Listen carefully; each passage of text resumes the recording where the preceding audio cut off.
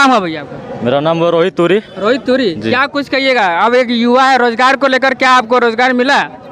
रोजगार को लेकर जिस तरह से हेमंत सरकार ने वादे किए थे, बेरोजगारी भत्ता के बारे में वादे किए थे, क्या आपको कुछ मिला उसमें? बिल्कुल, धीरे धीरे कार्य सब कर रहे थे। और आप जान रहे हैं कि 5 साल के दौरान में तो दूसरा तरफ कोरोना काल में बीत गए, 6 महीना तो उसको जेल में बंद कर दिया गया। और जिस तरह से विकास कर रहे हैं हमारे हेमंत सोरेन जी, तो हमारे युवाओं के लिए जो है काफ़ी अच्छी अच्छी योजनाओं लेकर के आ रहे हैं। और ख़ास करके हमारे झारखंड के जितने महिलाएं और हमारे झारखंड की जो जनता है, सबको खुशहाल ज़िंदगी दे सकते हैं तो सिर्फ हेमंत सोरेन जी हैं, उसके अलावा कोई नहीं है। उसके अलावा कोई नहीं। तो क्या कुछ कहिए, कितने संतुष्ट है आप हेमंत सरकार के? एकदम 110% संतुष्ट है। और फिर से युवाओं की 200%, 300%। फिर से युवाओं का मांग है कि झारखंड में हेमंत सरकार। फिर हेमंत सरकार? हाँ। बीजेपी सरकार नहीं? नहीं। बीजेपी का अर्थ क्या होता है आपको पता है? क्या होता है? बीजेपी का अर्थ होता है बड़का झूठा पार्टी। बड़का झूठा पार्टी, सबसे झूठ वादे करते, बड़का झूठा पार्टी किया नहीं। 15 करते हैं। क्या 15 लाख क्या को दिया? हाँ, 15 लाख क्या को दिया? देश के यशस्वी प्रधानमंत्री जी ने क्या कहा था? हेलो माता भाइयों बहनों, आप लोगों के खाते में हमारा सरकार जैसे ही बनता है 15 लाख। और क्या करवाया था याद है ना? खतवा खुलवाने के लिए जनधन योजना। जनधन योजना क्यों खुलवाया था पता है? वित्तीय समावेश को बढ़ाने के लिए। यदि आप 1 रुपया अपना खतवा में रखते हैं तो कितना देश का जनसंख्या है? जोड़ लीजिए एक करके। रुक जाइए। और वो पैसा किसके पास जाएगा? अंबानी और अडानी के पास। यह देश जो है चंद लोगों के हाथों में। बोला है कि एक चैनल ठीक ना? क्या बोले?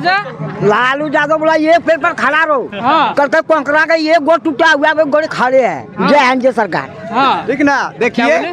तो वही बता रहे थे कि 15 लाख का वादा किया, जनधन योजना करवाया। और जनधन योजना में ऐसा कोई भी लोग नहीं है कि जिनके खाते में 500 रुपया से कम होगा। क्या सही बात है ना? बीजेपी का सारा योजना फेल है। बीजेपी का योजना सारा फेल है। सारा फेल है। हाँ, फेल है। एकदम पूरी तरह से फेल है। सोच लिए कि फिर हेमंत सरकार को लाए। एकदम हेमंत सरकार एकदम उसका निश्चित है, तय है, वो आएगा। उसे आने से कोई रोक ही नहीं सकता है। जीत के बाद आप हमारा नंबर ले लीजिए, पुनः इसी तरह आपके पास इंटरव्यू देने के लिए पहुंचेंगे। आपने इस काबिल समझा, इसके लिए आपको बहुत बहुत धन्यवाद। यदि आपको और कुछ पूछना है तो पूछिए, आपके बातों को लोगों से हम बात करेंगे। कीजिए। बाकी इस वक्त हम लोग झारखंड में पुनः एक बार महागठबंधन का सरकार बनने जा रहा है। इस बार इंडिया झारखंड में पुनः एक बार फिर से इंडिया महागठबंधन का सरकार बनने जा रहा है। इसमें कोई दो राय नहीं है। कोई दो राय नहीं है। देखिए, अभी इस वक्त हम लोग देवघर विधानसभा में सुरेश पासवान जी का यहाँ पर नामांकन था। यहाँ पर जितने भी कार्यकर्ता उनके चाहने वाले थे, सभी लोग से हम जानने का प्रयास किए।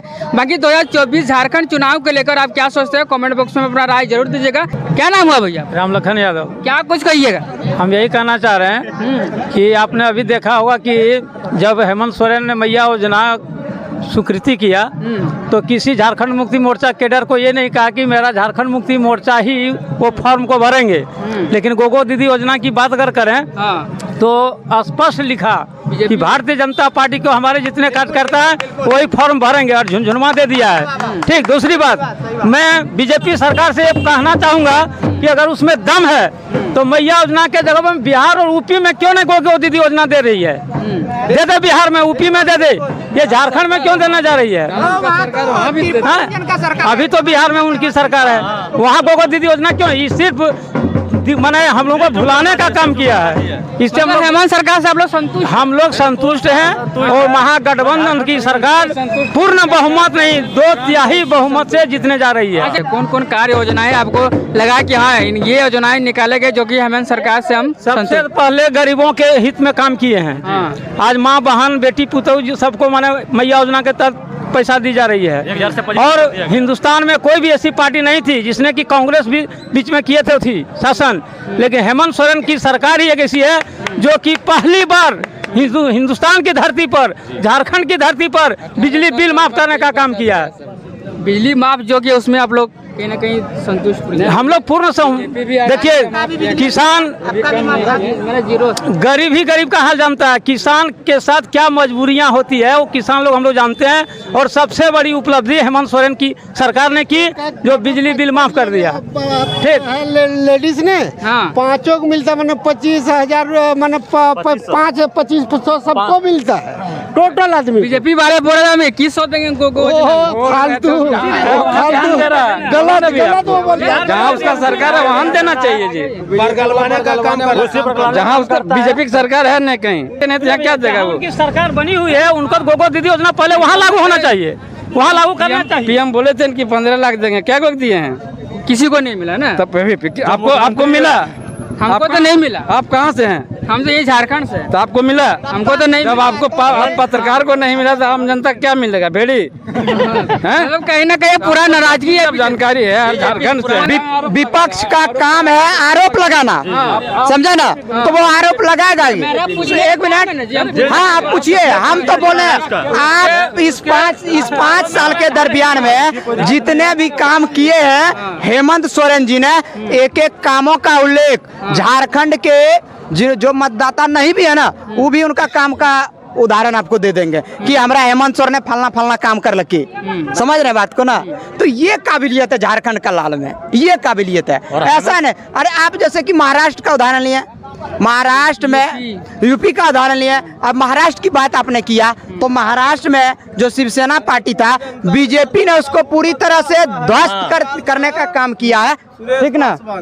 पूरी तरह से ध्वस्त करने का काम किया और उसके जगह एकनाथ शिंदे को ला करके पटक दिया। आप समझ रहे हैं सारी बातों को। अच्छा वो सब बात छोड़िए, अब नहीं देवघर की बात की जाए। नारायण दास से 10 साल कार्यकाल में कितने ज्यादा संतुष्ट? हम नारायण दास को पहचानते नहीं है। नहीं पहचानते हैं। विधायक से जी हम नहीं जानते, हम फोटो में बस देखे हैं, रियल में आज तक उससे नहीं देखे। नारायण दास को पूछिए 70% 100 में 70 गांव का नाम पता नहीं होगा। पता नहीं होगा 70 गांव का नाम। तो विधायक कौन सी है? उससे हम लोग पूरा नाराज है। मतलब उनकी योजना कहीं ना गाँव तक नहीं पहुँची। नारायण दास अकेले देवघर विधानसभा में पूरा गांव घूम के दिखा दे। कोई बच्चा भी नहीं जानता, लेकिन सुरेश पासवान को एक बच्चा भी जानता है कि सुरेश पासवान यही मेरा नेता है। घर में देवानी होगा तो आप जानते होंगे शायद। यदि देवानी में एक जोड़ा कबूतरों काटेंगे और पासवान जी को फोन कर देंगे तो पहुंचेगा जी, अपना फॉर्च्यूनर से पहुंचेगा। मतलब जमीनी नेता है। जमीनी नेता है, देवघर का बेटा है, एक दलित समाज का बेटा है। और उस दलित समाज के बेटा ने आज देवघर की जनता के लिए इतना कुछ किया है कि आज कोई भूल नहीं पा रहा है। 2019 में भी काफी कांटे का टक्कर दे, कहीं ना कहीं 25,000 वोट से आगे चल रही थी। हम इस चीज में देवघर डीसी को पुनः एक बार से कुछ ना कुछ कहना चाहेंगे। उस समय नेसी साहेब जी डीसी थे, हम उन पे आरोप तो नहीं लगा सकते हैं, लेकिन कुछ तालमेल बीजेपी का जरूर था इसमें। और नहीं तो सुरेश पासवान जी हमारे लीड करते और पूर्ण बहुमत से विजय प्राप्त करते। ये दावे के साथ ये झारखंड का लाल कह रहा है। आप लोग सुरेश पासवान के जितने भी आए सब उसके लिए निश्चित रहिए। देखिए अब इस वक्त हम लोग देवघर विधानसभा में थे और देवघर विधानसभा में जितने भी लोग थे इससे हम लोग जानने का प्रयास किए 2024 को चुनाव को लेकर। क्या कहिएगा, बोलिए। ये जो हमारे सुरेश पासवान जी हैं वो एकदम बिल्कुल जमीनी नेता हैं।